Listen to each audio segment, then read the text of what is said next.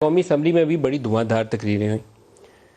یہ کون ہے مافیا یہ تو بتا دیں, ہمیں پتہ چل جائے. ان کے مافیا تو پتہ چل گئے, ایک شریف فیملی تھی لندن چلی گئی, زرداری صاحب کراچی چلے گئے. آپ کے اندر مافیاز کون ہیں؟ ابھی تو ویٹ پرائسز, شوگر, آپ لوگ ہیں نا کنٹرول کر رہے ہیں, حکومت میں بیٹھے ہیں. مافیاز کی یا جسے کہتے ہیں گاڈ فادر, کئی فیزز ہیں.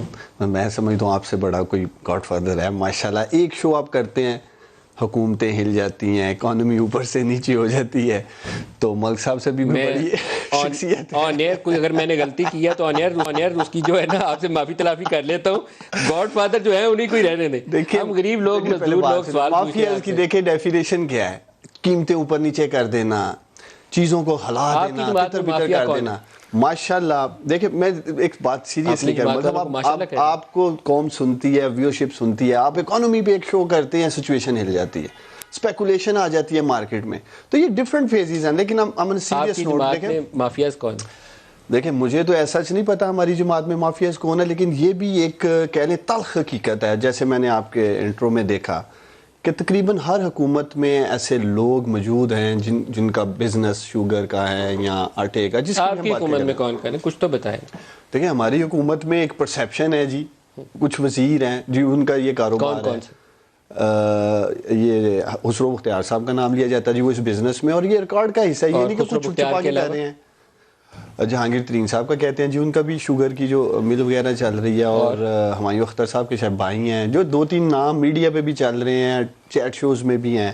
تو شوگر کی قیمتیں جہانگیر ترین, خسرو بختیار اور ہمایوں اختر کی فیملی, ان کی وجہ سے اوپر گئی. دیکھیں میں تو ذاتی طور پہ سمجھتا ہوں کہ جن کی وجہ سے بھی گئی ہیں, جو ہم کارٹلز کی بات کر رہے ہیں, مافیاز کی بات کر رہے ہیں, آئی فلی ٹرسٹ مائی پرائم منسٹر. دیکھیں میں ایک تو ویسے آپ کو نا شاباش دوں گا کہ آپ نے کوشش کی پہلے بچنے کی, لیکن آپ نے پھر سوال کا جواب دے دیا. مجھے بھی گاڈ فادر کہہ دیا, لیکن آپ نے سوال کا جواب دے دیا آپ نے, تو ایک آپ کو میں شاباش دوں گا اس معاملے میں.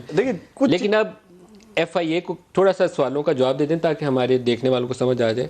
پرائم منسٹر نے ایف آئی اے کو کہا, آج قومی اسمبلی کے اندر ہم نے تقریریں بھی سن لی, وہ ہے نکلا کیا اس کے اندر, کون تھا جو کھا گیا؟ دیکھیں وہ جو رپورٹ ہے, آئی بی کی بھی رپورٹ آنی ہے, ایف آئی اے کی بھی آپ بات کر رہے ہیں, تو جیسے یہ رپورٹ اگلے 1-2 روز میں آ جائے گی. میں اس لیے پرائم منسٹر کو بریف کر دیا گیا. نہیں, ایک رپورٹ ابھی آئی ہے نا, ایک رپورٹ ابھی رہتی ہے. کون سی والی آئی ہے ابھی؟ ایف آئی اے والی؟ مجھے اب نہیں پتا کہ ایف آئی اے کی آئی ہے یا آئی بی کی آئی ہے. ایف بی آر سے بھی ڈیٹیلز مانگی گئی تھیں. ایک بہت بڑا کرائسس یہ چل رہا ہے, جو مزے کی خبر ہے, وہ شاید آپ سارے مہمان اس پہ روشنی ڈال سکتے ہیں.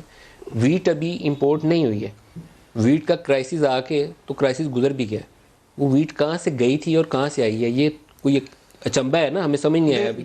جو بھی لوگ ہیں, چاہے وہ بیوروکریسی میں ہیں, چاہے وہ پولیٹیشنز ہیں, ملک صاحب مجھے اپنے وزیر اعظم پہ ٹرسٹ ہے, اس لیے رپورٹ کے بعد ایکشن ہوگا, انشاءاللہ ہوگا. دیکھیں ماضی میں پرائم منسٹر نے کیا, جنہوں نے ضمیر فروشی کی, ہماری جماعت کے ایم پی ایز تھے آپ کے سامنے, سینٹ الیکشن میں پوری قوم نے دیکھا, نام بھی دیے گئے, ایکشن بھی کیا گیا. تو اس لیے مجھے تو یقین ہے انشاءاللہ تعالی وزیر اعظم عمران خان صاحب جیسے ہی حتمی رپورٹ ان کے پاس آ جائے گی, اس پہ ایکشن ہوگا. آج لیکن عثمان ڈار صاحب آپ کو میں شاباشی دیتا ہوں جی, یہ ہمت کا کام کیا آپ نے, اب ویری ویل ڈن. کھڑے رہیے گا, جم کے کھڑے رہیے گا. کھڑے ہیں مل صاحب, اس لیے کہ ہماری نیت صاف ہے. خالی رجوع کرنے سے بڑا لیڈر نہیں بنتا, لوگوں کے لیے آواز بلند کرنے سے بڑا لیڈر بنتا ہے. تو آپ بڑھیں گے بڑے اگر کھڑے رہیں اپنے پاؤں پہ.